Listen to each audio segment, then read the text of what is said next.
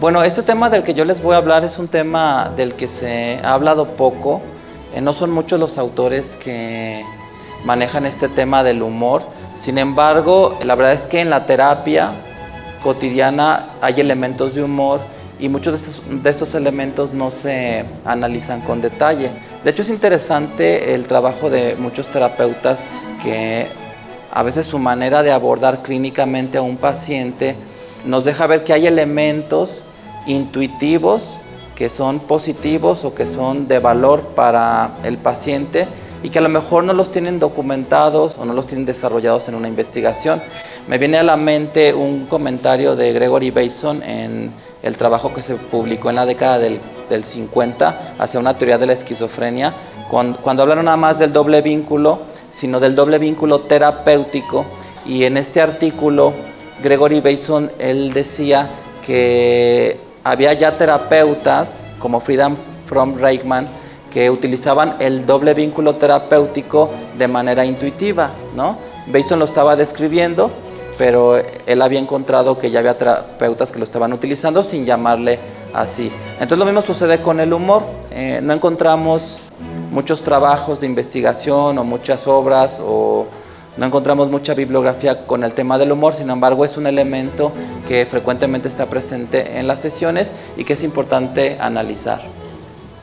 Bueno, vamos a empezar a definir el humor y aquí quiero empezar con el DSM-4, que ya no es la versión vigente, ya desde mayo del 2013 apareció el DSM-5, pero se me hacía una obra interesante porque el DSM-4 todavía tenía algunos vestigios o alguna influencia del psicoanálisis y al final del libro había un glosario sobre mecanismos de defensa, que es interesante porque las primeras versiones del DSM, que empieza a publicarse desde la década del 50, tenía un enfoque psicodinámico. De hecho, el DSM-2 era una obra psicoanalítica y el DSM-4 todavía alcanza a recibir esta influencia del psicoanálisis porque nos habla de mecanismos de defensa.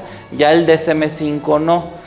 Yo diría que el DSM-5 lo único que conserva de la tradición psicoanalítica es la terminología, ¿no? El trastorno narcisista de la personalidad, que fue un término que estudió y que empleó Freud. Aunque curiosamente, si nos vamos rigurosamente a la historia, Freud no fue el primer autor que habló del narcisismo, es decir, no fue él el primero que utilizó la figura de Narciso, este personaje de la mitología, para hablar sobre aspectos de la personalidad. Y bueno, eso es lo que dice el DSM-4. El individuo se enfrenta a conflictos emocionales y amenazas de origen interno o externo, haciendo hincapié en los aspectos divertidos o irónicos de los conflictos o situaciones estresantes. Entonces, la herencia del psicoanálisis en el DSM es mirar al humor como un mecanismo de defensa.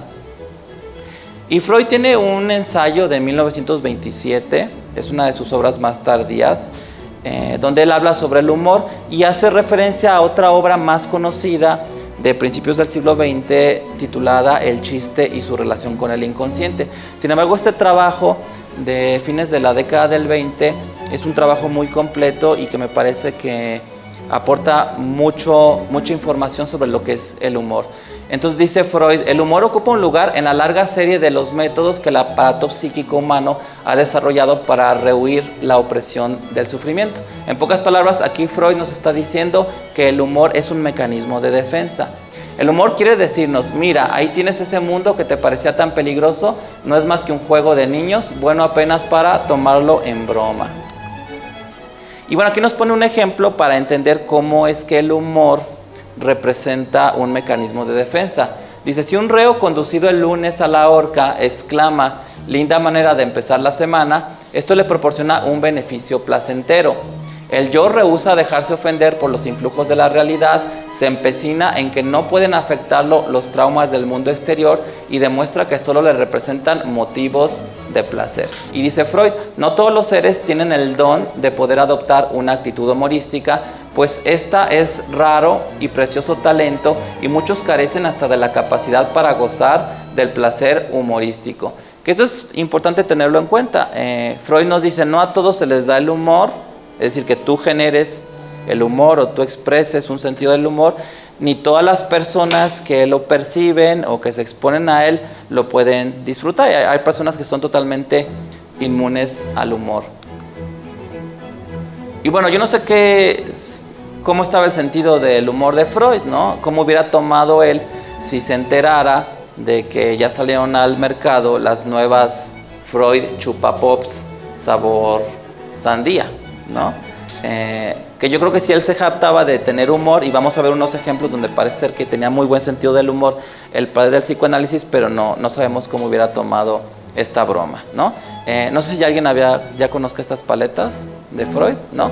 Bueno, no han llegado a México todavía, pero hay empresas que están interesadas en poderlo importar y poderlo distribuir en la tiendita de la esquina o en los principales lugares donde se venden dulces. De hecho, la compañía Tutsi está a punto de hacer una inversión millonaria para traer estas paletas de Freud a México. Pues vamos a ver cómo les va, ¿no? A ver si se venden, a ver si surge algún interés. Y bueno, viene la pregunta, ¿no? ¿Freud tenía sentido del humor? Obviamente no conozco algún periodista que se haya acercado a él y le haya planteado esta pregunta como para que podamos tener una respuesta clara sobre esto. Sin embargo, leyendo su obra e incluso un poco entre líneas, sí alcanzamos a ver que hay un sentido del humor en el padre del psicoanálisis, incluso en su prosa. Si ustedes analizan una de sus primeras obras, que es Estudios sobre la histeria, que lo escribe en coautoría con Joseph Breuer, la prosa está matizada de humor en varios de los historiales clínicos. Irving Yalom se ha interesado mucho en desmitificar el psicoanálisis y luchar un poco en contra de este mito de que el psicoanalista, y que esto a veces ha también permeado hacia otras escuelas de psicoterapia, debe ser como muy serio, como muy parco, muy poco expresivo, poco emocional, con poca capacidad de reaccionar ante los estímulos que el paciente genera en la consulta. Este es un libro que yo les recomiendo. Sabemos que Irving Yalom no es un autor sistémico, pero me parece una gran obra. Se llama El don de la terapia, carta abierta a una nueva generación de terapeutas y a sus pacientes.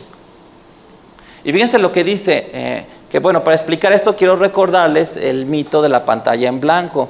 Algunos psicoanalistas, que creo que cada vez son menos, o si acaso serán los que ejercen el psicoanálisis ortodoxo, tienen la idea de que el psicoanalista tiene que ser una pantalla en blanco. Es decir, que nada de tu expresión, de tu manera de conducirte, de tus actitudes, le mande información al paciente, sino que seas precisamente como esta pantalla que está proyectando la presentación, una superficie blanca que va a reflejar lo que se está proyectando en ella. Y dice Yalom, olvídese de la pantalla en blanco, ni es ahora ni fue nunca un buen modelo para una terapia eficaz. Entonces dice, es más, si quieres ser psicoanalista, olvídate del asunto de que tienes que ser una pantalla en blanco, tienes que expresarte, tienes que ser tú mismo. Y bueno, fíjense, esto es muy interesante, porque en realidad ya no sé ni a quién irle, porque podríamos decir que hay más mitos sobre Freud que sobre el Ritalin, porque de repente nos topamos con muchos psicoanalistas o seguidores del psicoanálisis que bien podríamos decir que son más papistas que el Papa.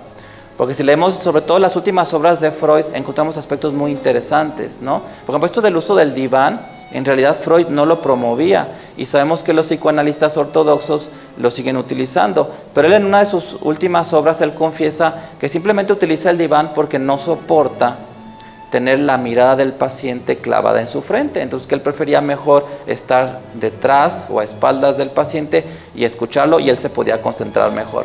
Pero él confiesa que eso era una opinión muy personal, ¿no? Una característica muy propia, que él no estaba interesado en pasarla a una siguiente generación de psicoanalistas. Y también, como ya he comentado yo en otros contextos, él estaba preocupado de que la psicoterapia fuera un proceso breve. De hecho, Leopold Belach, en una obra que es muy conocida, que es el Manual de Psicoterapia Breve, Intensiva y de Urgencia, él dice ahí en la introducción que Freud es el principal representante de la terapia breve, porque si revisamos sus historiales, son manejos de pocas sesiones. De hecho, volviendo a esta obra que les estaba comentando, Estudios sobre la histeria, incluso ahí aparece una terapia de una sola sesión. Entonces, interesante, y al final de su vida él escribe un ensayo que se llama Análisis terminable e interminable, donde él le apuesta a desarrollar herramientas o recursos para que una terapia no se vuelva interminable. La principal técnica que él empezó a utilizar para que el psicoanálisis no se volviera muy largo, es decir, no trascendiera más allá del año, es que ponía una fecha límite de terminación de la terapia y le decía al paciente, cuando llegue la fecha, digamos 10 de agosto, ese día te voy a dar de alta y el proceso va a finalizar, hayas avanzado o no hayas avanzado. Y él se daba cuenta que conforme iba pasando el tiempo y se iba acercando la fecha límite, el paciente empezaba a mejorar, ¿no? Sabía el paciente que no tenía mucho tiempo de terapia con Freud. Y bueno, hay un aspecto interesante también que tiene que ver con el interés de Freud por las mascotas. Sabemos que él tenía 2 perros Chow Chow, que me parece que casi todas las fotografías que hay de Freud con los perros Chow Chow ya es cuando él vivía en Londres. Creo que no hay fotos de cuando vivía en Viena, pero a lo mejor me equivoco. Y entonces esto yo lo relaciono con algo interesante que tiene que ver con el sentido del humor. Y esto lo dice Irving Yalom en esta obra que les recomendé, El don de la terapia. Fíjense lo que comenta Yalom. El psiquiatra Roy Grinker me describió un incidente de su análisis con Freud en el que el perro de que siempre asistía a la terapia, se levantó y fue hasta la puerta en mitad de la sesión. Freud se puso de pie y le abrió la puerta para dejarlo salir, ¿no? Hasta ahí todo parecía muy normal, aunque pues llamaba la atención que un psicoanalista tuviera al perro ahí en la sesión, ¿no? Finalmente el perro se levanta, quiere salir y Freud pues interrumpe la sesión y abre la puerta y sale el perro. Ahora, ¿qué pasó después? A los pocos minutos el perro rascó la puerta para volver a entrar y Freud se levantó, abrió la puerta y dijo: ¿sabe? Lo que pasa es que no podía soportar escuchar toda esa basura de resistencia. Ahora vuelve para darle otra oportunidad. Entonces, lejos de estar Freud interpretando el material inconsciente de su paciente, más bien Freud estaba interpretando la conducta del perro durante la sesión. En pocas palabras, este perro Chow Chow era un coterapeuta para Freud. Entonces es una innovación en la técnica, que claro que eso no lo encontramos en sus obras completas, pero gracias a este testimonio que le llega de muy buena fuente a Yalom, pues sabemos que sí había un sentido del humor en el padre del psicoanálisis. Que de hecho me he enterado de terapeutas que utilizan mascotas en sesiones de terapia familiar y me parece que es totalmente válido, ¿no? Creo que las instituciones, incluso públicas de salud, deberían dejar de entrar, por ejemplo, perros, si pueden funcionar como coterapeutas, obviamente con un reglamento, ¿no? Si piden que el perro tenga una bata o un gafete, pues mandárselo a hacer para que el personal lo identifique como personal de salud, ¿no? Ahora, incluso hay autores, que ahorita vamos a hablar sobre eso, que no nada más utilizan perros como coterapeutas al estilo Freud, sino que también utilizan perros pero mojados. O sea que es un poco todavía más complejo, porque un perro mojado puede ser muy amenazante. A mí me estresa mucho cuando hacen eso, porque la fuerza con la que salen estas gotas las hace llegar a varios metros a la redonda, ¿no? Y aunque muchos de esos perros están recién bañados, porque cuando salen del baño así se secan, pues resulta que el amo termina bañado con el agua que el animal expulsa a través de sus movimientos. Pero más adelante lo vamos a ver porque no me quiero adelantar, pero vamos a platicar sobre esta técnica de utilizar un perro mojado en sesiones de terapia familiar. Y bueno, esto lo dice Yalom, que comenta esta obra que les había dicho. En estudios sobre la histeria se ve cómo Freud entraba personal y osadamente en la vida de sus pacientes, les hacía importantes sugerencias, intervenía a su favor ante los miembros de su familia, se las ingeniaba para asistir a funciones sociales y así lograr verlos en distintos entornos. Le dio instrucciones a una paciente para que visitara un cementerio y meditara sobre un hermano muerto. Parece que Freud era muy activo en las sesiones y que incluso él pensaba mucho en sus pacientes cuando se iban y seguía meditando los casos y no tenía la pasividad que tienen muchos terapeutas. Era un genio, era un hombre muy creativo y que se le ocurrían cosas para poder introducir nueva información en sus pacientes. Y bueno, ese es el domicilio de Freud en la calle Vergase número 19, que también es interesante analizar esto porque, como muchos médicos o terapeutas de aquella época, el consultorio estaba en su casa, ¿no? Que hay muchas personas que todavía siguen con esa tradición. Entonces es interesante saber eso porque quiere decir que la gente pues conocía a Freud. Incluso algunos pacientes podían pasar por algunas áreas de su casa para poder entrar al consultorio. Los pacientes sabían quién era Freud, sabían dónde vivía, por supuesto, porque vivía en su consultorio, y algunos pacientes incluso habían leído sus libros. Que esto no es raro en terapeutas que tienen cierta trayectoria y que algunos de sus pacientes los contactan a través de sus publicaciones. Me viene a la mente el testimonio de Mara Selvini cuando ella comenta que una vez que salió publicado la obra Paradoja y Contraparadoja, pues muchas personas italianas sobre todo empezaron a leer la obra y entonces asistían a terapia con Mara Selvini y el resto del equipo, pero Mara Selvini decía ya no podíamos emplear las técnicas de ese libro porque ya no tenía mucho chiste porque nuestros pacientes ya habían leído el libro, ¿no? Y también me recuerda a Milton Erickson, porque Milton Erickson también tenía esta costumbre de dar consulta en su casa. Y de hecho ahí sí hay la evidencia y los testimonios de que la sala de su casa era su sala de espera. Entonces por supuesto que Milton Erickson no era una pantalla en blanco, no era un desconocido, no era alguien que la gente no supiera quién era. Pues no, de hecho los pacientes podían convivir con la familia cuando esperaban pasar a la consulta. Incluso los tocaban ver comer, ¿no? Porque si el comedor estaba contiguo a la sala, pues llegaban los pacientes y veían a la familia comer. Bueno, entonces aquí surge una pregunta que plantea Spilsinger en un artículo muy interesante, ya un poco viejo, es del 2002. El título del artículo se llama El uso del humor en la terapia. Y fíjense, aquí se pregunta, ¿el humor es solamente un consuelo? Es decir, como un mecanismo para defendernos de la ansiedad que nos producen los agentes externos, que esta sería como la visión psicoanalítica tradicional. Y propone este autor, su uso en la actividad terapéutica puede constituirse en una herramienta no solamente útil, sino en ciertas ocasiones necesaria para encarar diversas situaciones. Que eso ya empieza a ser una visión más sistémica, ¿no? Empezamos a reencuadrar el significado del humor.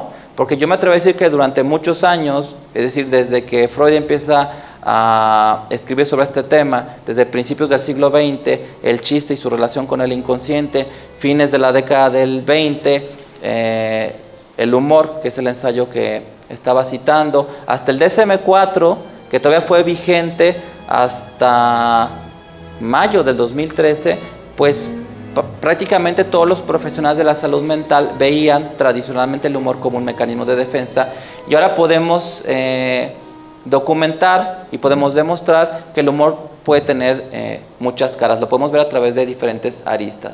Entonces podemos hacer la transición entre conceptualizar el humor como un mecanismo de defensa desde la epistemología freudiana hasta un recurso en la psicoterapia. Que de hecho no es raro este tipo de planteamientos dentro de la psicoterapia sistémica.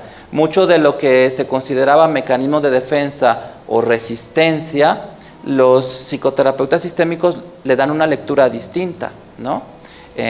Una lectura que permite aprovechar estos fenómenos como un recurso para el avance en el proceso terapéutico. Y bueno, viene la pregunta, ¿en qué situaciones el humor puede ser un recurso dentro del proceso terapéutico?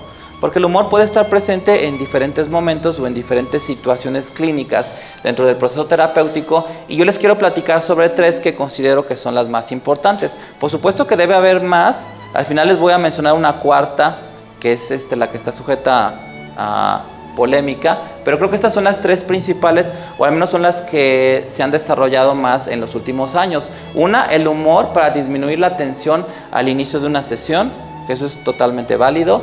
2, el humor como ingrediente de las prescripciones paradójicas. Yo me atrevería a decir, que ahorita lo vamos a ver, que si no tienes humor va a ser más difícil que te salga bien una prescripción paradójica. A algunos alumnos yo les digo, si te sientes incómodo con una prescripción paradójica, sientes que no te va a salir, mejor no la hagas y utiliza otra técnica. Porque los pacientes perciben nuestra inseguridad y eso puede hacer que la técnica fracase. Y 3, el humor como reacciones inesperadas del terapeuta. Si ustedes analizan las situaciones de humor que se difunden a través de contenidos audiovisuales, pues casi siempre son situaciones inesperadas, ¿no? Que me viene a la mente el clásico pastelazo, que lo utilizaba mucho Chespirito y lo utilizaban mucho los cómicos de aquel tiempo, en donde una situación inesperada generaba risa, pero lo vamos a detallar más adelante.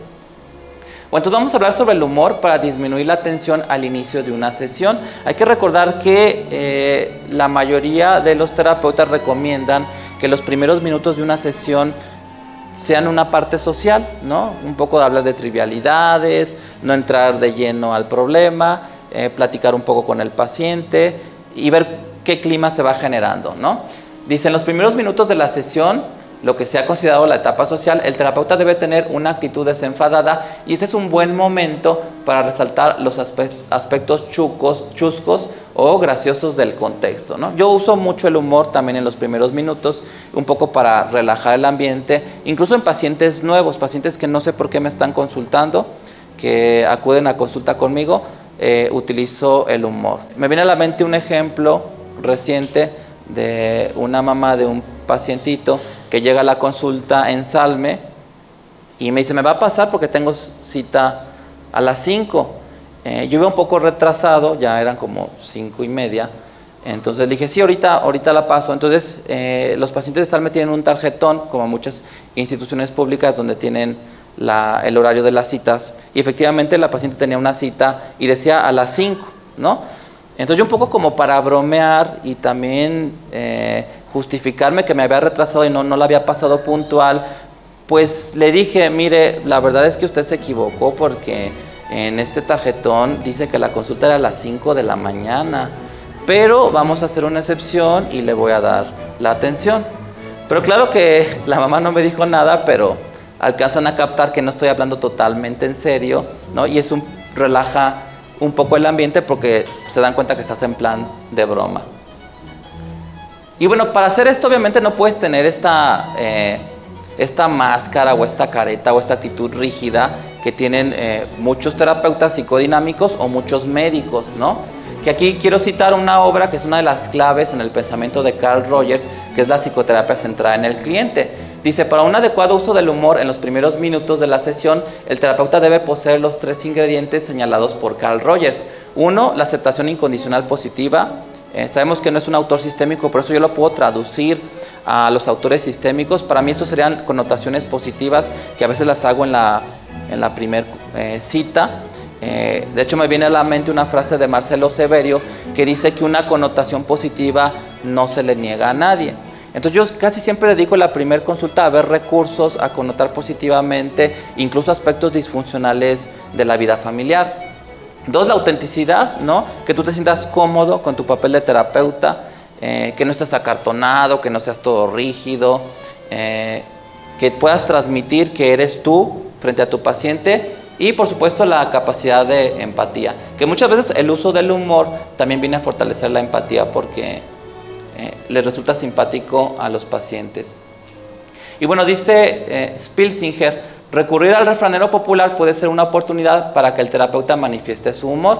Que esto yo estuve muy interesado en este asunto hace algunos años con un colega y estuvimos a punto de escribir un trabajo sobre una psicoterapia basada en puros refranes. Es decir, dejas que el paciente hable y exponga su problema y tú le vas contestando con puros refranes. Pero por supuesto que hay que tener un sentido del humor para manejarlo así, ¿no? Si un padre de familia te dice, doctor, la verdad es que tenemos muchos problemas con el niño, pero yo creo que una de las razones por las que hay muchos problemas es que nosotros seguimos viviendo con nuestra suegra y de hecho dependemos económicamente de ella. Entonces yo puedo decir, bueno, no hay mucho problema, le pido a Dios la vida y a mis suegros la comida, ¿no? Entonces es una manera de connotar positivamente, utilizar un refrán y manejar el humor en los primeros minutos de una sesión. Claro que esto genera una reacción que puede ser positiva, no, doctor, pero ¿cómo? Yo voy a ver la manera de hacerme cargo de mi familia, necesitamos independizarnos porque luego los suegros nos restan autoridad. Y fíjense, esto lo dice Whitaker. Yo aquí les confieso que no estoy muy seguro si Whitaker lo dice metafóricamente o lo dice literalmente, y él no lo aclara. Eso está tomado de un libro que a mí me gusta mucho, que es Meditaciones Nocturnas de un Terapeuta Familiar, pero creo que tratando de descifrar si esto era metafórico o literal, entendí que Whitaker no estaba dispuesto a aclararlo, porque de las dos maneras el mensaje es enviado, ¿no? Dice, mi consultorio es una sala de juegos, que de hecho Minuchin sí dice que en el consultorio de Whitaker había muchos juguetes. O sea, sí hay evidencia de que esto pueda ser literal. Si yo empiezo a jugar, la familia se interesa en mis rompecabezas, o en mi entretenimiento y esto reduce el estrés, ¿no? Todos sabemos que la psicoterapia sistémica y todas las psicoterapias son lúdicas, son como juegos de ajedrez, son juegos de estrategia y el terapeuta disfruta el juego, ¿no? Disfruta ver también las jugadas que hacen los pacientes y puede incluso el terapeuta sentir curiosidad por sus propias contrajugadas que a veces se pueden generar en fracciones de segundos. Y bueno, vamos a pasar al uso del humor como ingrediente de las prescripciones paradójicas, que este es un componente importante en la psicoterapia sistémica, que habrá algunos que opinen a lo mejor distinto, pero yo creo que sí necesitamos una buena dosis de humor para poder manejar este tipo de intervenciones. Quiere decir que no son para todos, aquí un poco dándole peso a lo que Freud decía. Y me gusta mucho esta frase de Tertuliano como introductoria, ¿no? Lo creo porque es absurdo, ¿no? Entonces, los psicoterapeutas sistémicos creemos en lo absurdo, nos interesa lo absurdo, nos gusta llevar a las familias al extremo de lo absurdo para obligarlas a retroceder. Y bueno, hay algo curioso en la historia de la psicoterapia y es que, aunque las intervenciones paradójicas se atribuyen tradicionalmente a autores sistémicos como Jay Haley, Milton Erickson, el grupo de Milán, la verdad es que el primer psicoterapeuta que empezó a escribir sobre ellas, porque seguramente se usó antes de manera intuitiva, como habíamos comentado, fue Viktor Frankl, el creador de la logoterapia, y que quizá el libro que más representa su pensamiento es El hombre en busca de sentido. Y fíjense lo que dice Frankl, consiste en movilizar la capacidad de autodistanciamiento en el marco del tratamiento de la neurosis psicógena, que esto es interesante, ¿no? La intención paradójica y esta dosis de humor que va implícita en la intención paradójica le genera al paciente un distanciamiento de sus propios conflictos, que de hecho utilizando el humor en las sesiones de terapia, yo lo he podido hacer y lo he visto en otros terapeutas, es posible hacer que la familia en algún momento de la sesión se ría de sus problemas. Y eso es muy bueno porque quiere decir que la familia ya está en una metaposición de los conflictos que tienen y esa metaposición puede ser de mucho valor para la solución de los problemas. Y dice Frankl, se le indica al paciente que desee o emprenda aquello que siempre temió tanto, ¿no? Pero hay que tener este sentido del humor y esta mezcla de seriedad para poderle vender al paciente la prescripción paradójica. Y dice Frankl, si se logra desear conscientemente la aparición de un síntoma nervioso contra el que hasta entonces se había defendido con temor, puede hacer desaparecer la angustia y por último también el síntoma. Y esta frase pues encierra el secreto de estas intervenciones. Es posible echar al diablo por medio del demonio. Que vamos a ver unos ejemplos que son muy típicos y son muy citados en la obra de Viktor Frankl. Ese es el libro que les comentaba, es una de las portadas más conocidas, pero por supuesto que van muchísimas ediciones de esta obra. Y dice Frankl, un joven médico me consultó sobre su temor a transpirar. Aconsejé al paciente que si ocurría la sudoración, decidiera deliberadamente mostrar a la gente cuánto era capaz de sudar, ¿no? Y el paciente le compró la intervención a Viktor Frankl y entonces él pensaba, hasta ahora solo sudaba 1/4 de litro, pero ahora voy a sudar por lo menos 10. Y quedó documentado que este paciente, este joven médico, dejó de sudar. Cuando él dijo, me voy a proponer que la gente vea todo lo que soy capaz de sudar, es más, voy a batir mi récord en sudoración, de repente desaparece la sudoración, ¿no? Porque se había extinguido el miedo a la sudoración que formaba un círculo vicioso y efectivamente la intervención había tenido un efecto paradójico. Quería sudar y la sudoración había escapado de él. Y obviamente también esto no lo podríamos mencionar sin citar a Milton Erickson, que lo menciona Viktor Frankl, y fíjense lo que comenta. Durante una conferencia que dictó el famoso hipnotizador y terapeuta Milton Erickson, se levantó un joven y le dijo, tal vez usted pueda hipnotizar a otros, pero no a mí. Que creo yo que esto era frecuente porque nunca faltaba alguien que lo desafiara, y vamos a ver cómo Milton Erickson abordó esta cuestión. Entonces Erickson invitó al joven a que subiera al podio y se sentara, y luego le dijo, usted está despierto, sigue despierto, está cada vez más despierto, y de repente el joven cayó en un trance profundo, ¿no?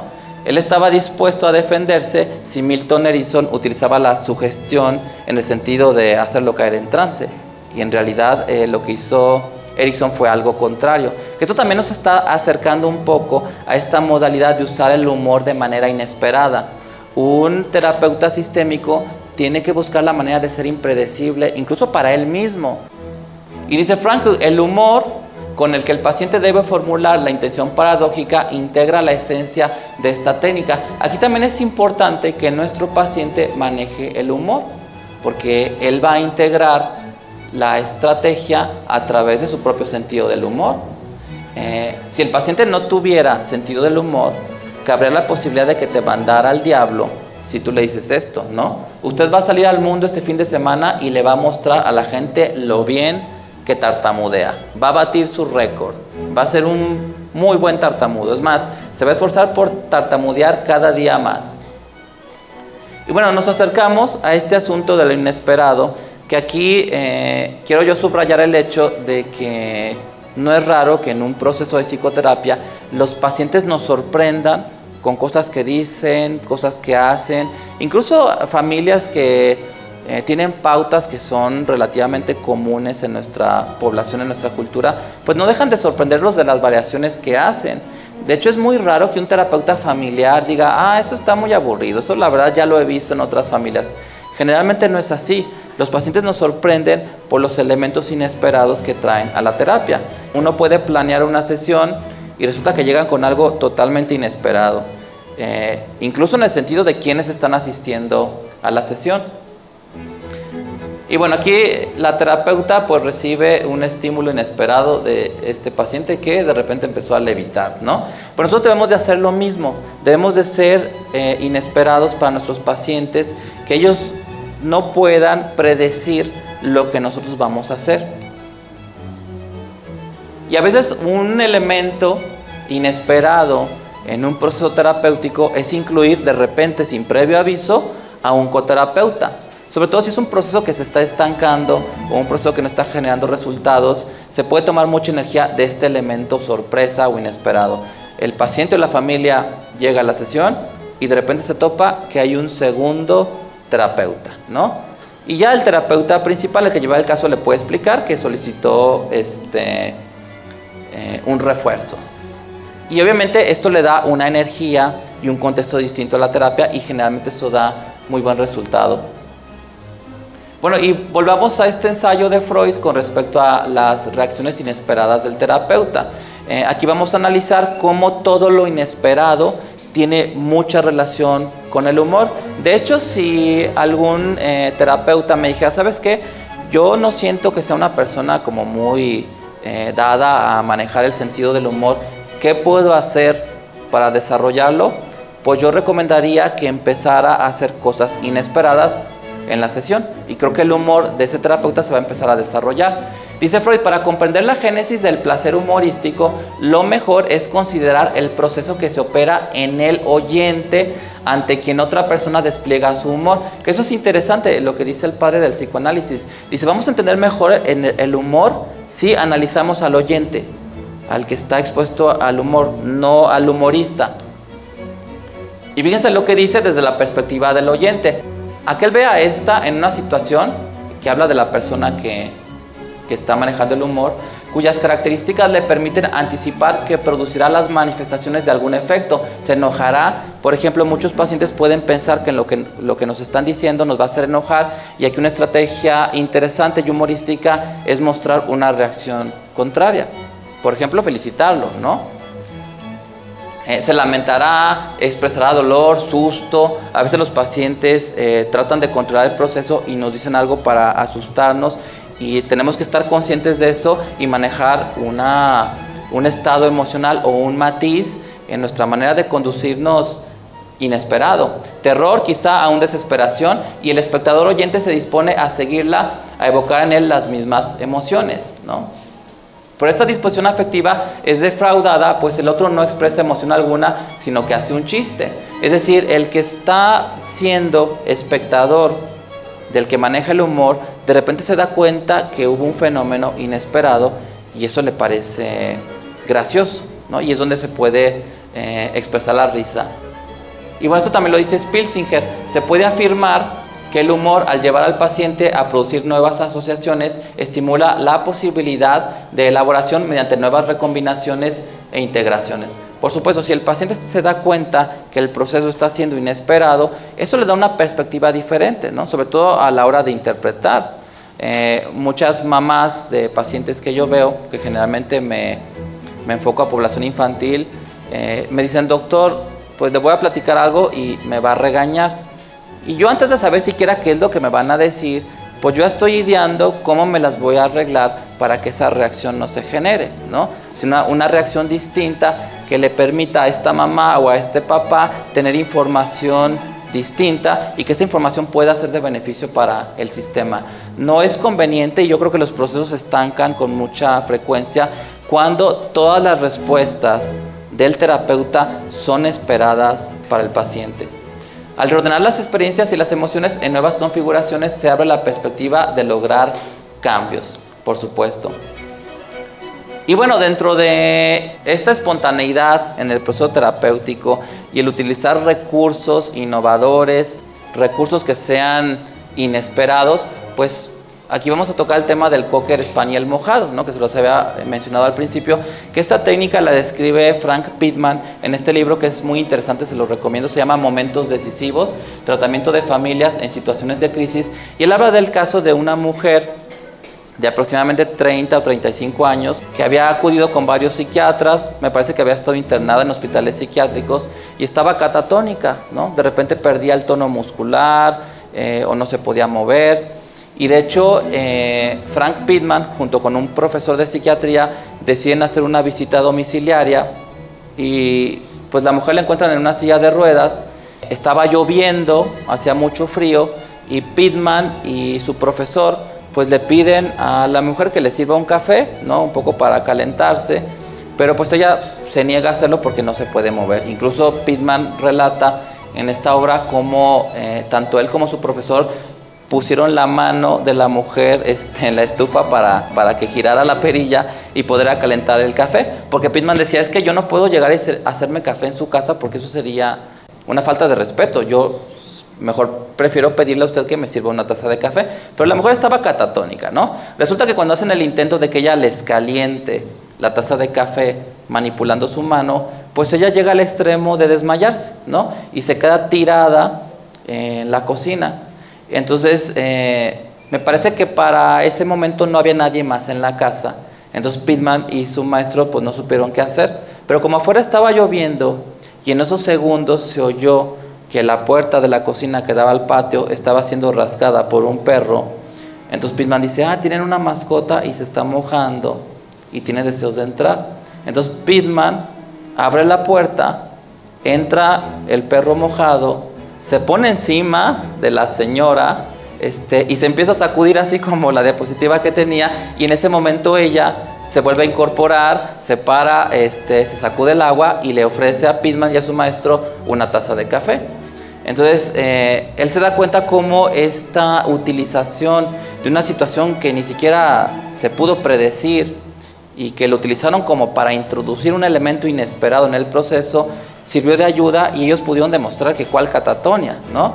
La mujer estaba consciente, pero este elemento inesperado le dio una fuerza al proceso y ya se pudo incorporar. Y de hecho, esta técnica él la mencionó en conferencias. Hubo por ahí un periodista que estuvo interesado en mencionar que la técnica del Cocker Spaniel mojado era un gran avance de la psiquiatría, pero ya pasados los años, Frank Pittman dice: miren, la verdad, pues ya les voy a confesar cuál ha sido mi experiencia. A partir de ese entonces hasta la fecha de hoy, y ya llevo varios años de terapeuta, nunca jamás se me ha vuelto a presentar una situación en donde en un proceso terapéutico yo necesite un Cocker Spaniel mojado. Nada más fue esta vez y ya, ¿no?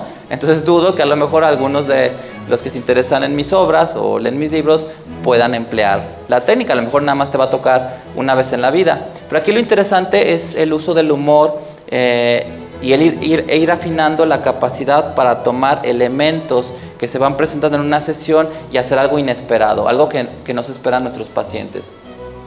Y bueno, una tercera utilización del humor que puede estar sujeta a polémica, debate, crítica, es el humor para beneficio exclusivo del terapeuta, ¿no? Que esto se ha hecho. Carl Whitaker fue uno de los principales representantes de esta postura. Cuando él entraba a hacer terapia familiar frente a sus alumnos, pues a veces hacía chistes, como lo vimos, él era muy lúdico, hacía bromas, decía cosas que de repente los alumnos decían, a ver, pero este chiste o esta broma, los pacientes no lo están captando, no está en su sintonía, como que este chiste o esta broma la dijo Whitaker, pero era para Whitaker, ¿no? Entonces cuando terminaba la sesión, pues lo cuestionaban, oye, pero no se supone que no se vale que tú te estés divirtiendo o estés haciendo bromas que ellos ni siquiera las van a entender y que son para ti. Y entonces Whitaker dice, bueno, la verdad es que si yo no saco algo para mí de este proceso, yo creo que no voy a llegar a ningún lado, ¿no? Y aquí Whitaker pues está poniendo en el centro de la discusión el hecho de que el terapeuta también vea por sí en el proceso terapéutico, ¿no? Y la verdad es que a la familia le conviene que el terapeuta esté interesado en el proceso, su humor esté fluyendo y no tener un terapeuta aburrido o un terapeuta que de repente perdió el foco y está pensando en que ya se venció el recibo de la luz y que tiene que ir a pagarlo, ¿no? Eso no le conviene a la familia. Entonces, bueno, esto está sujeto a discusión, yo creo que se vale. Por supuesto que nosotros nos beneficiamos de los procesos con los pacientes y creo que podemos usar también el humor para nosotros. Aunque lo que dicen algunos autores, por supuesto que esto es totalmente lógico, hay que cuidar mucho que este humor que usamos para nosotros o para alimentarnos en el proceso no sea un humor que esté cruzando esa línea de lo que es el sarcasmo, la ironía o lo que viene a ser un humor burlesco, ¿no? Porque el paciente puede captarlo y eso estropearía el proceso. Y bueno, si esto está sujeto a polémica, pues entonces nos tenemos que plantear la pregunta de cuál es el estilo de un terapeuta familiar, ¿no? Y la verdad, esta es una frase de Minuchin que me gusta mucho. Y la verdad es que el terapeuta familiar tiene que ser una persona con muchas caras, muy versátil, con muchas capacidades, muchas maneras de intervenir. Un buen terapeuta no es el mismo con cada paciente, ni es el mismo con cada familia, ni maneja siempre el mismo estilo. De hecho, puede tener estilos opuestos entre una familia y otra. Dice Minuchin, como cualquier líder deberá adaptarse, seducir, someterse, apoyar, dirigir, sugerir, obedecer a fin de conducir, ¿no? Que parece hasta paradójico, pues esa es la gama de expresiones que los pacientes nos exigen para poder nosotros tener capacidad de maniobra. Sabemos que las técnicas de Minuchin podemos nosotros resumirlas como estrategias que son un desafío a la familia, pero lo cierto es que la familia también nos desafía para poder tener este nivel de versatilidad. Y Whitaker dice algo muy parecido. Fíjense, estoy firmemente convencido de que el proceso de ser un psicoterapeuta profesional es como el problema de convertirse en una actriz o actor profesionales. Es decir, el actor sabe que es actor, pero no sabe cuál es el papel que va a representar. No sabe si le va a tocar interpretar a un santo o a un villano, a un asesino serial, y puede ser que incluso esa interpretación no esté en su repertorio y tenga que ver la manera de adquirirlo para poder movilizar sus propios recursos en una obra de teatro, ¿no? Para poder desplegar esa capacidad en el escenario. Entonces lo mismo sucede con un terapeuta, ¿no? Sobre todo un terapeuta familiar. El proceso es muy parecido a ser un actor.